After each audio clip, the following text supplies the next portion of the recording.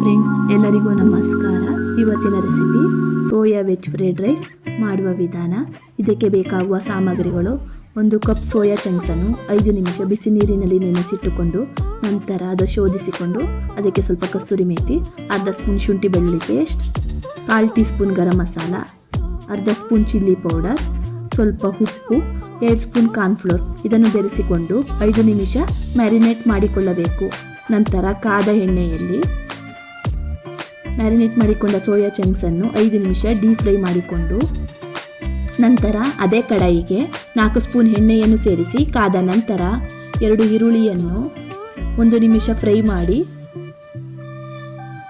5 ರಿಂದ 6 ಹಸಿಮೆಣಸಿನಕಾಯಿ, 1 ಸ್ಪೂನ್ ಶುಂಠಿ ಬೆಳ್ಳುಳ್ಳಿ ಪೇಸ್ಟನ್ನು ಹಾಕಿ ಹಸಿ ವಾಸನೆ ಹೋಗುವವರೆಗೂ ಹುರಿದು ನಮಗೆ ಬೇಕಾದ ತರಕಾರಿಯನ್ನು ಈ ಮಿಶ್ರಣಕ್ಕೆ ಹಾಕಿಕೊಂಡು ಫ್ರೈ ಮಾಡಿಕೊಳ್ಳಬೇಕು. ನಂತರ ರುಚಿಗೆ ತಕ್ಕಷ್ಟು ಉಪ್ಪನ್ನು ಸೇರಿಸಿ 1 spoon garam masala, 1 spoon mutton masala, deep fry ಮಾಡಿಕೊಂಡ ಸೋಯಾ ಚಂಕ್ಸನ್ನು ಈ ಮಿಶ್ರಣಕ್ಕೆ ಹಾಕಿ ಮಿಕ್ಸ್ ಮಾಡಿಕೊಳ್ಳಬೇಕು.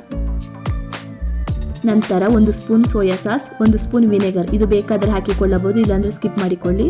2 ಟೀ ಸ್ಪೂನ್ ಪೆಪ್ಪರ್ ಪೌಡರನ್ನು ಹಾಕಿ 1 ಬೌಲ್ ರೈಸನ್ನು ಈ ಮಿಶ್ರಣಕ್ಕೆ ಹಾಕಿ ಸ್ವಲ್ಪ ಕೊತ್ತಂಬರಿ ಸೊಪ್ಪನ್ನು ಸೇರಿಸಿ ಜಾಸ್ತಿ ಉರಿಯಲ್ಲಿ 5 ನಿಮಿಷ ಫ್ರೈ ಮಾಡಿದರೆ soya veg fried rice ready.